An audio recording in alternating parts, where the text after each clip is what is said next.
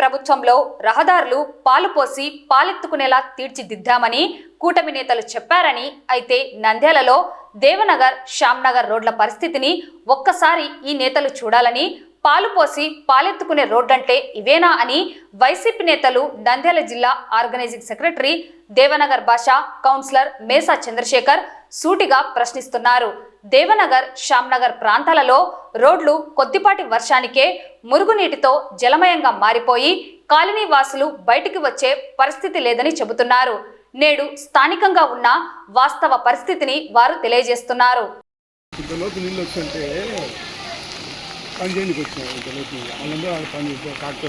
అంటే ఇప్పుడు వేసినారా లేదా?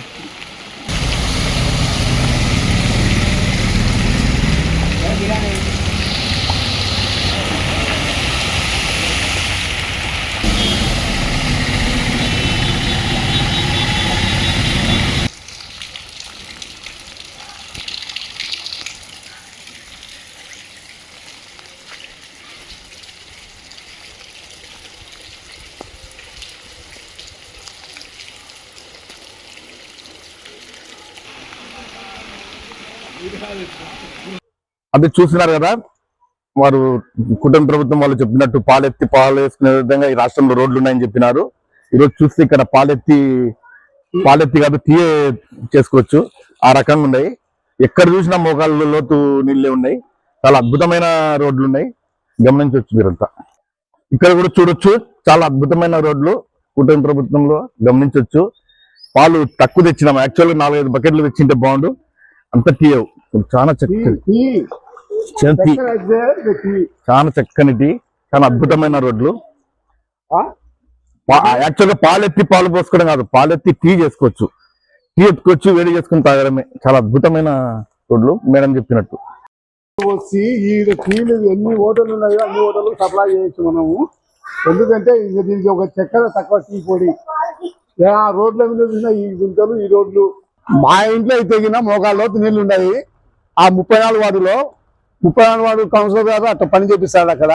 ఎందుకంటే ఈ వానలో ఈ బురదలో ఇళ్లలోకి నీళ్లు పోతున్నాయి అని నేను వచ్చి తీర్మానంగా ఎట్లా పని చేశారని చెప్పి నేను ఆఫ్ చేశాను. వెళ్ళాక మీరు వచ్చి ఒకసారి గవర్నమెంట్ కమిషనర్ గారు కానీ చైర్మన్ కమిషనర్ కానీ ఇంకా బి గారు కానీ ఏ గారు కానీ ఒకసారి చెక్ చేసుకుందామని చింత లేదా వీళ్ళకు ఎవరికి లేదు. ఏమో ఇక కాంట్రాక్ట్ చేస్తున్నాడు, నీళ్ళలో బుర్రలు వేసి కాంక్రీట్ మొన్న అయితే నీళ్ళలో వేసారు, నీళ్ళని కాలు వస్తుంది. ఎప్పుడు పని చేసేవాళ్ళు బాగుండే తప్పుడు కదా పని చేయాల్సినది. ఈ వానలు వచ్చి చేస్తే ఎట్లా ఉంటుంది? అది ప్రతి ఇంట్లోకి నీళ్ళే. అది ఎప్పుడు చేయాలి ఏం కథ తెల్లా, కాంట్రాక్టర్ తెల్లా లేకపోతే కమిషనర్ డి గారికి తెల్లా ఏ గారికి తెల్లా ఇది చేసేది. ఎవరో చేయాలా, ఎవరో మనం ఊరికే చెప్తారా డబ్బులు ఇవ్వడం. మనం లక్షలు బిల్లు చేసి ఇవ్వాలి వాళ్ళకు. ఉదయవాడ పని చెప్తున్నా బిల్లు అసలు పని సరిగ్గా లేనే లేదు. కనుక నీళ్ళలో వేసిపోతారు, నీళ్ళలో వేసి సిమెంట్లో నీళ్ళలో పోతుంది. అది పనే కాదు, అది పని కాదు. ఎండకు వానకు గాలికి చేయాల్సిన పని ఇది.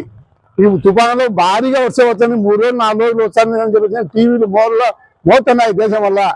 అట్టేటప్పుడు వానలో పని చేస్తున్నారు వీళ్ళు.